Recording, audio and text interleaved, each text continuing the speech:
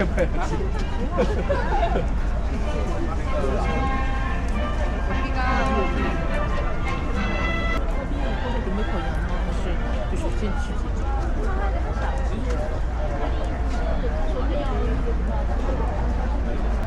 So buti na lang bumalik ako kasi ang ganda pa rin.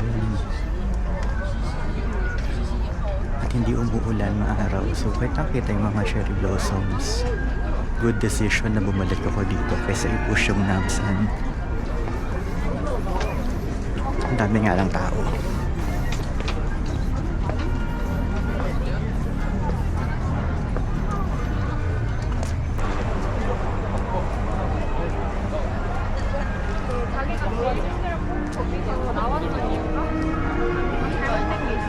아무도 거기에 대해서 서치하지 않고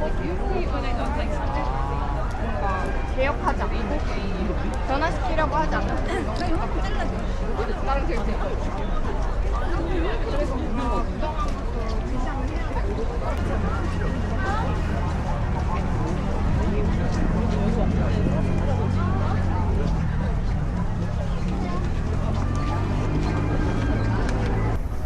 Ay, ang daming tao. So, umiwas muna ako sa sobrang dami ng tao doon. Dahil medyo gutom ang person. Pupunta muna ako sa Ginger Beer. Gusto kumain si Dong tsaka si Sojin. So, pangalawang punta ko na if ever. Sana ay hindi masyadong marami ang tao. Ay. Lapit lang sa Social Day. I think it's just around ay, tingnan mo naman yung glow. Oh. It's just a few minutes away from Sokchon Lake. Hindi ko na matandaan kung saan exactly, pero bahala na ako sinukudali ng aking mga paa. Foot memory. As at tinatamad magbukas ng Kakao Map.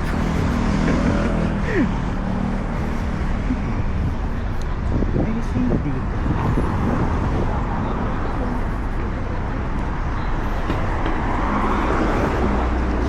Dito nga.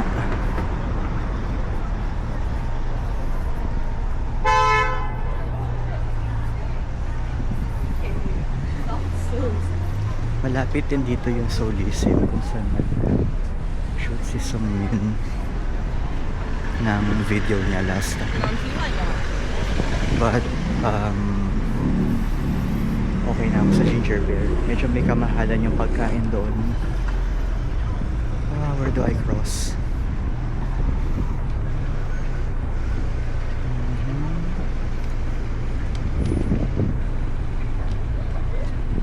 Maybe I can.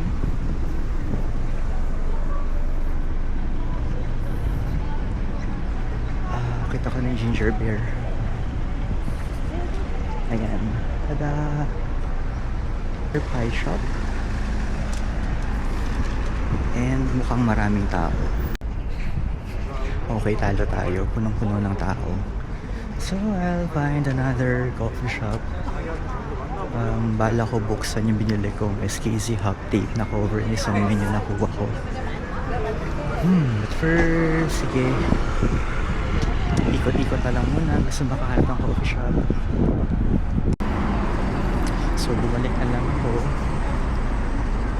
I'll see baka sa loob ng mall kung may aabutan ako. But sige, enjoyin lang ang paglalakad. Last day na namin dito anyway. So I've heard from the photographer last Sunday, sobrang sakto lang daw nung dating namin dito kasi full bloom halos yung mga cherry blossoms, and normally kapag umuulan daw nawawala agad, and 1 week lang halos yung tinatagal ng mga cherry blossoms dito. So saktong sakto yung estimate ko based on the forecast last year, kasi last year sinubukan ko pumunta right after the ITR filing. April 17 kami nandito. Parang kakabagsak lang ng mga cherry blossoms. Like, unang-una namin pinuntahan yung Sokchon Lake, pero ay buko. isang puno lang yun ang abutan namin that time, pati sa Suwon. So medyo egul at hindi na-achieve yung cherry blossoms last year. So ngayong may chance na at napayagan na pumunta, nasaktuhan ang timing ng cherry blossoms. Pero hindi siya yung kagaya ng cherry blossoms ng Japan na pinkish daw. So dito kasi sa Seoul, yung itsura ng cherry blossoms mas white siya kesa sa pink. Although may konting tint pa rin ng pink, pero hindi siya pink na pink. Mas stronger yung color white. Ang hindi ko maaabutan yung itsura ng cherry blossoms kapag bumabagsak na yung mga petals. But anyway, ang ganda na rin tingnan.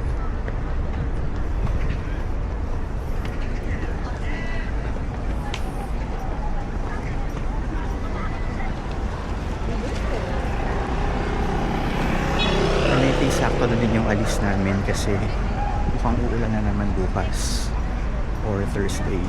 Yung dalawang araw na yan yung merong forecast ng ulan. So buti na lang hindi na ulit umuulan dahil grabe talaga ng Sabado. Hindi ko na-enjoy itong Seokjeon Day kasi buong araw umuulan na kahit yung quality ng pictures namin parang ang dull tingnan, ang lungkot tingnan kasi sobrang gloomy ng weather. So ibang-iba yung aura niya ngayon. Kita naman sa mga videos kanina.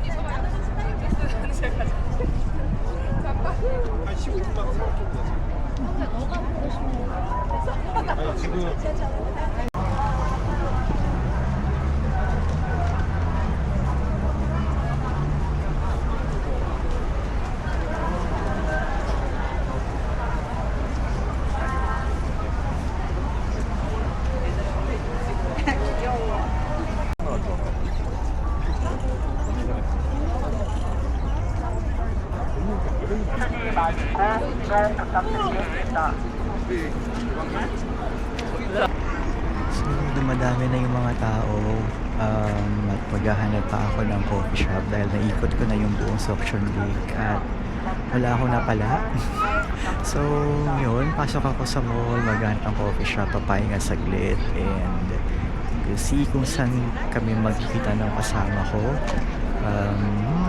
Habang maganda yung background, dito ko natatapusin yung vlog. Bye!